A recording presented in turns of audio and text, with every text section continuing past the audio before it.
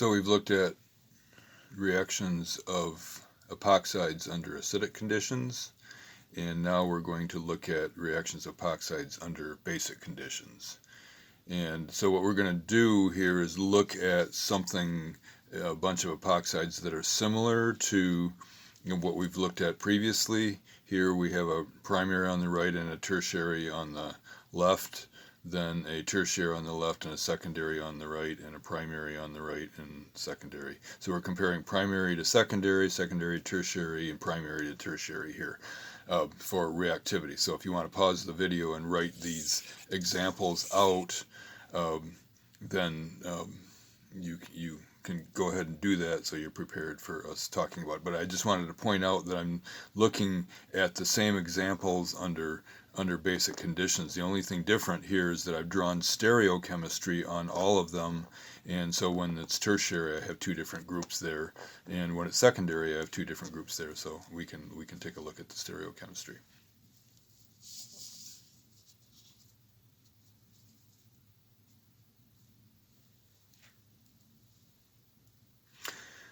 Okay, so if we are under basic conditions, that means that we cannot stabilize. We have negative charge. We have here a Grignard that has a full negative charge on the carbon there and a positive charge on MgBr.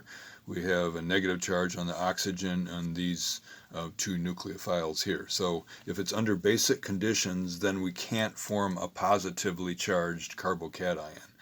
And if we can't form a carbocation, then it is going to be an SN2 reaction.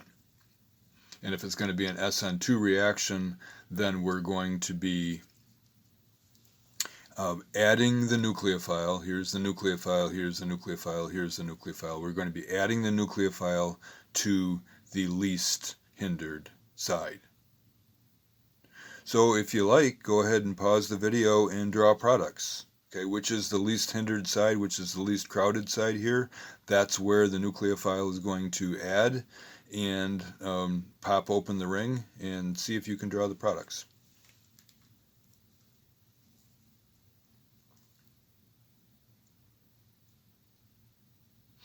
Okay, so if you took my invitation, then let's see how you did.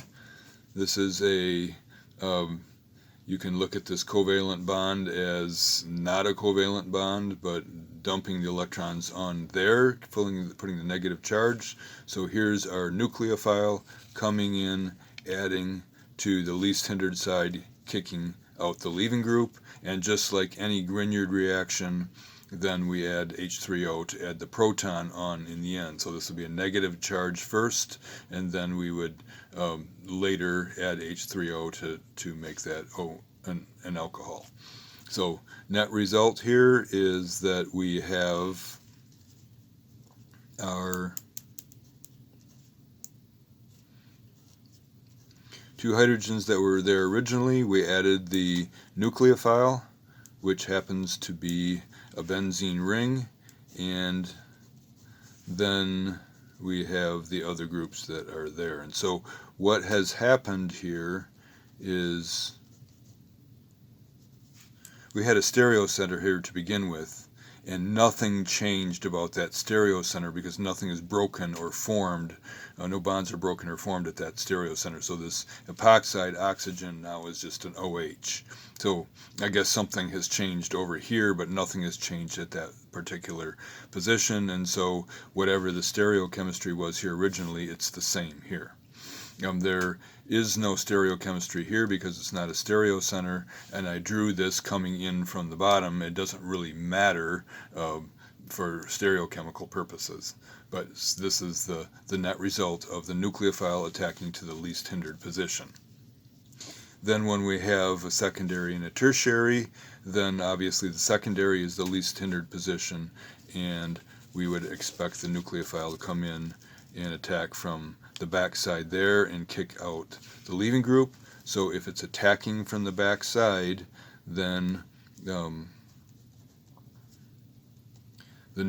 bond to the nucleophile is going to be formed opposite where the leaving group left. And so here is down here is where the nucleophile is attached, OCH3, and then over here on the other end,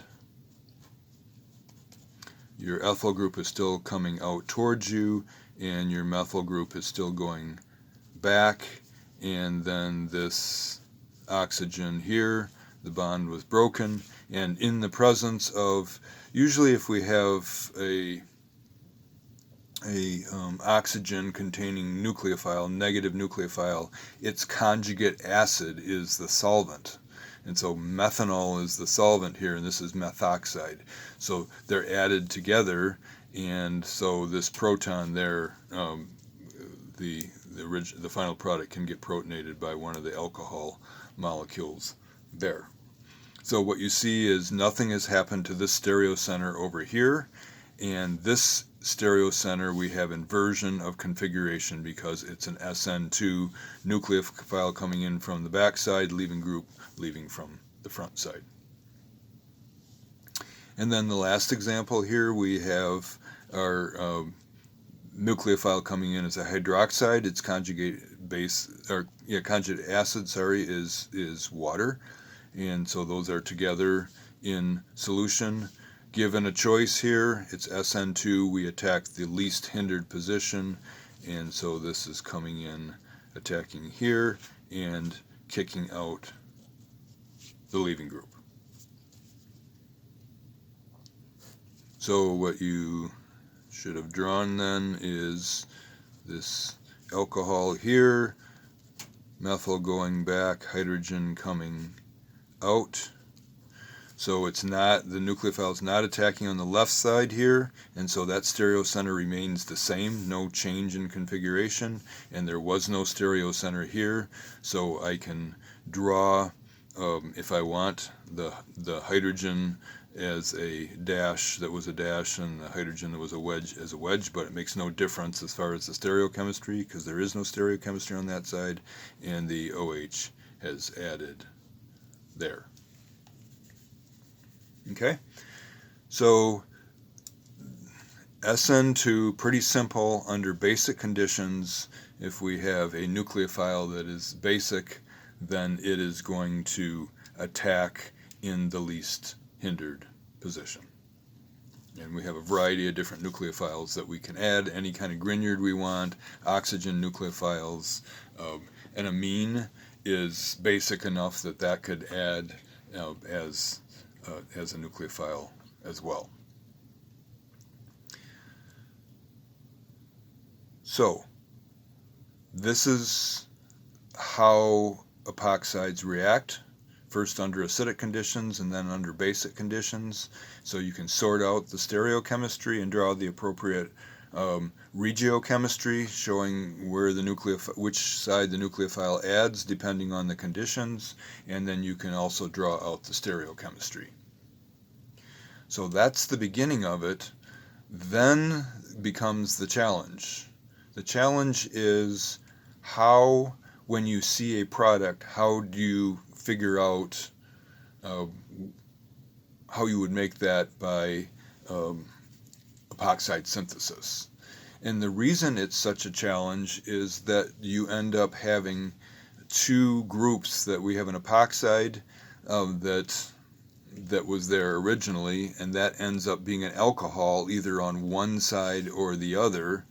And then we have a nucleophile that adds that could just be a methyl group, right? If we had methyl Grignard, then there would be a methyl group there, or it could be an oxygen nucleophile of various types. Here we have an oxygen nucleophile that adds, that looks exactly like the oxygen that was the epoxide.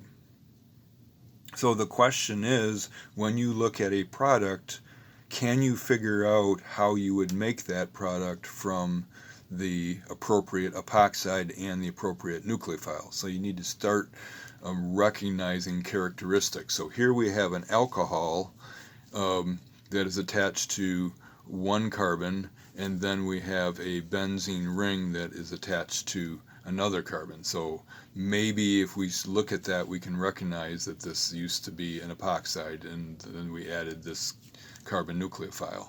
Or here we have an alcohol, and we have a methoxy group on a neighboring carbon. And here we have an alcohol with an alcohol on a neighboring carbon. So the one thing that is in common with all of these products is they all have an alcohol, and then they have something. So if the alcohol is on the alpha carbon, let's call that, then we have something else on the beta carbon. And so we're imagining then that this came from an epoxide where there used to be a ring here, and we added the nucleophile. And it's not easy to figure this out. When you're looking at a product and working backwards, it's not easy to figure it out. So first you want to master drawing products of reactions under acidic and basic conditions, and then we'll move on to, if we have a product, can we figure out how we would have made that from an epoxide. So if we look, so for practice here, I'm looking in your textbook here, there is problem, so this is chapter 18, so you can look at problem 14, which looks like it's, well, it's a mixture of acid conditions and basic conditions. So it looks like the only practice problem that they've given you is number 14. The only practice problem in the chapter. I mean, you're going to have OWL problems as well. But this is one that has the answers in the back of the textbook, so you can look at a couple of, there's 3 examples here, so you can work those. And then in a later video, then we will look at products and think about how to work backwards from them.